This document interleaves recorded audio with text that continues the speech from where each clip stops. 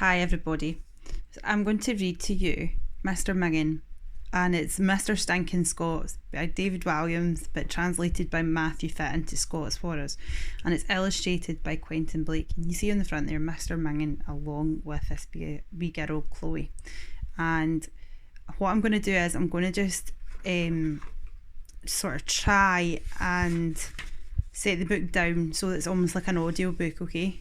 So you see the first wee bit here of the book, and then you'll literally just hear me talking pretty much, okay? Here we go. Chapter 1. Scart and Wheech. So, Mr Mingin minged. He monged tae, and if it's good Scots to say that he ming it, then he ming it as weel. He was the minginest mingin minger that ever lived. Mingin is the worst kind of smell. Mingin is worse than honking. Honking is worse than bouffing, and bouffing is worse than guff. And guff can sometimes be enough to make your neb curl up and dee. It wasn't Mr Mingin's fault he was mingin. After all, he was a tink. He didn't hae a hame, so he never had the chance to take a right good wash like you and me. After a while, the guff just got worse and worse. Here's a picture of Mr Mingin. I'll just show you it. There he is. Okay. As you can see, he's biscuit up in braw clays with his bow tie and tweed jacket. No bad, eh? Dinna be gleek it. The illustration doesn't give you any idea of the smell. This could easily be a Scart and Wheech book. Ken, you gave the page a Scart and Wheech, what a guff. That's like scratch and sniff. But the smell would be that honking that you'd hate to put it in the bin and then bury the bin in the ground, deep down under the ground. Yon's is wee black dog one, the Duchess. The Duchess was nae particular breed of dog, she was just a dog. She was mingin tae, but no as bad as Mr Mingin. Nothing in the world bouthed as bad as him. For by his beard was his hoachin with old dods of egg and sausage and cheese that had fallen out his mouth in the days of Old Lang Syne. It had never ever been washed, so it had its own special honk, and worse than his usual one. Yen morning Mr Mingin just donnered into town and taking up residence on an old wooden bench. Nobody kent where he'd come fae or where he might be gone. The folk in the town were mostly good to him. They whilst dropped a few bobbies in at his fit afore gnashing away with their eens watering, but nobody was that friendly to him. Nobody stopped for a blether, at least no until one day that this wee lassie found the courage in her heart to speak to him, and yon's where our story starts. "Hello," said the lassie, her voice trembling a wee bit with nerves. The lassie was called Chloe. She was only 12-year-old, and she hadn't e'er spoken to a tink before. Her mother had said she wasn't to speak to headbangers. Her mother didn't even like her daughter talking to the wains for the local scheme, but Chloe didn't think Mr Mingin was a headbanger. She thought he was a man that looked like he had an awful interesting story to tell, and if there was one thing Chloe loved, it was stories. Ilka day she would barrel past him in his dug in her parents' car on the way to her posh private school. Sun or snow, he was aye sitting on the same bench with his dug at his foot. As she rested her bahookie on the soft, comfy back seat aside her bosom of a wee sister Annabel, Chloe would keek out the window at Mr Mingin and wonder about his life. Millions of thoughts and questions would stream through her head. Who was he? Why did he bide on the streets? Had he ever had a hame?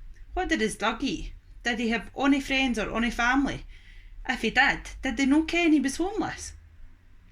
Hameless? Where did he go for Christmas? If you wanted to scribe a letter to him, what address did you put in the envelope? Oh, see the bench, you ken the inn I'm on about, that inn round the corner for the bus stop. When was the last time he'd taken a bath? And was his name really Mr Mingin? Chloe was the kind of lassie that loved to be alone with her thoughts. She would often sit in her bed and make up stories about Mr Mingin.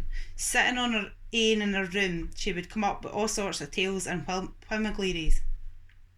Maybe Mr Mingin was a heroic and old tarry breeks who'd won dozens of medals for bravery on the seven seas but just couldn't handle life on dry land. Or maybe He was a world famous opera singer. Why one night he hit the top note in an aria at the Royal Opera House in London, tint his voice altogether and couldn't ever chant again. Or maybe he was really a top secret Russian agent who had got guised up as a tink to sleekly spy on the folk of the town. Chloe didn't ken onything about Mr Mingin, but what she did ken, yon day she stopped to talk to him for the first time, was that he looked like he needed the £5 note that she was hounding far mair than she did. He seemed lanely too, no just a lane, but lanely, in his soul. This made Chloe feel dowie. She kent fine weel what it was like to be lanely. Chloe didn't muckle like her school. Mother had insisted on sending her to a pan, loafy, all lassies secondary school, and she hadn't made ony friends there.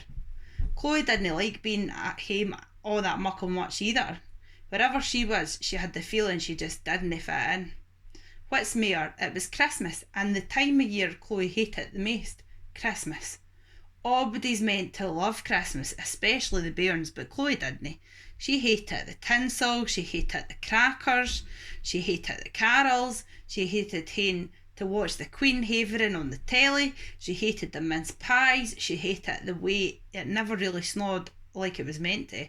She hated sitting down with her family to long dinner, and most of all, she hated how she had to pretend she was happy just because it was December 25th.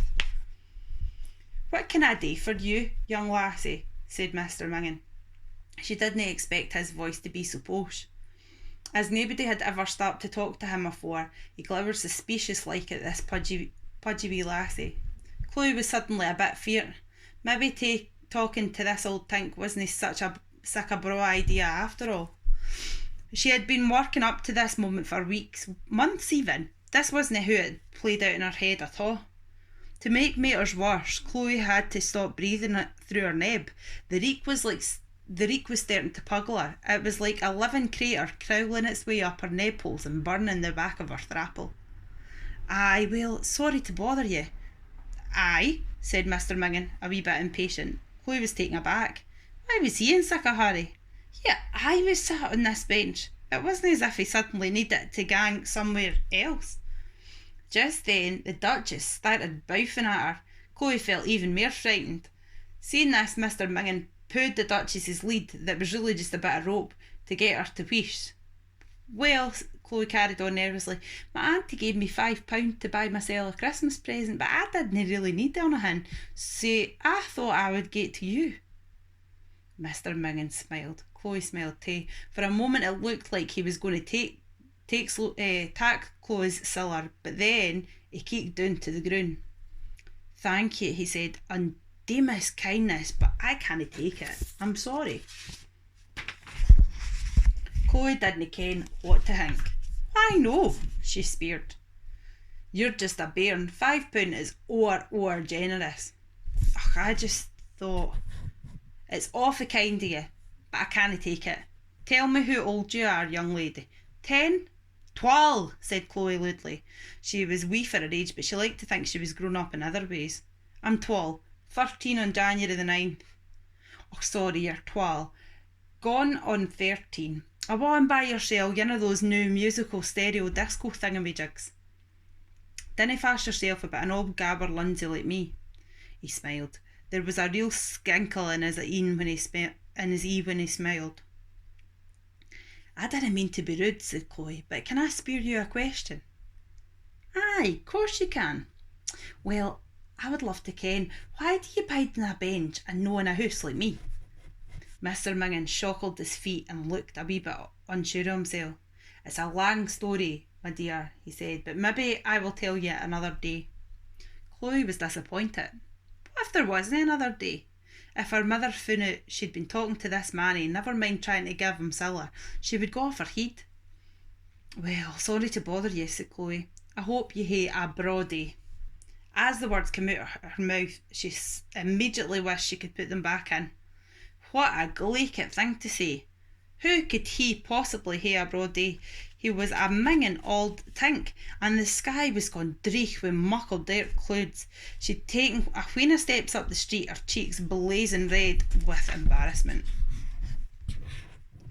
What's that on your back, lass? Called out Mr Mingin. What's what on my back? Speared Chloe, trying to keek over her shoulder. She racked round and tore a bit of paper off her jacket. She gawped at it.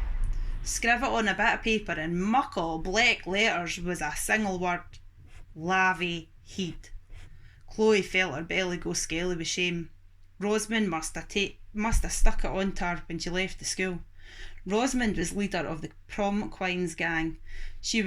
I was picking on Chloe, snashing at her for eating o'er many sweeties, or for being poorer than other lassies, or for being the lassie nae team wanted on their side in hockey. Whilst Chloe was leaving school that day, Rosamond had clapped her on the back a wheen of times, saying "Merry Christmas," and all the other lassies were laughing. Now Chloe kent why. Mr Mingin rose shugily fae his bench and taking the paper out of Chloe's hands. I can't believe I've been going about with this on my back all this time, said Chloe. Embarrassed to feel tears dragging her in, she looked a wall, blinking into the sunlight. What a day were you, Bernie? Sphered Mr Mingin in a couthy voice. Chloe pinged. Well, it's true, is it no? I really am a lavvy heed. Mr Mingin bowed down to take a look at her. No, he said in a strange voice this time. You're no a lavvy heed. The only lavvy heed round here is the person that stuck that onto you in the first place. Chloe tried to believe him, but she couldn't. For as long as she could mind, she'd felt like a lavvy heed. Maybe Rosamond and the other prom quines were right. There's only one place for this, said Mr Mingin. He screwed up the bit of paper into a ball and, like a top class cricketer, expertly bowled it into the bin. Straight away, Chloe's imagination started birling. Had he no once been the captain of an England cricket team, had he? Mr Mingin schlaffled his hands together. Good riddance to bad rubbish. Thanks, said Chloe. Och, nae bother, said Mr Mingin. You can't let the billies get you down. I'll try, said Chloe. It was good meeting you, Mr. She started to say it, but then she didn't really know if he knew that everybody called him Mr Mingin. She didn't really feel it was right to say it in front of his face. Mingin, he said. They call me Mingin. Mr Mingin. Oh, awfully glad to meet you, Mr Mingin. I'm Chloe. Och, hello, Chloe, said Mr Mingin. You ken what, Mr Mingin, said Chloe. I might still go to the shops. Are you needing anything? A bar of soap, maybe? Och, thank you, muckle, my dear, he replied. But what would I do with a bar of soap? I had a bath just last year, you ken. But I wouldn't mind some sausages. I wouldn't mind a muckle braw meaty sausage. That's the end of chapter 1.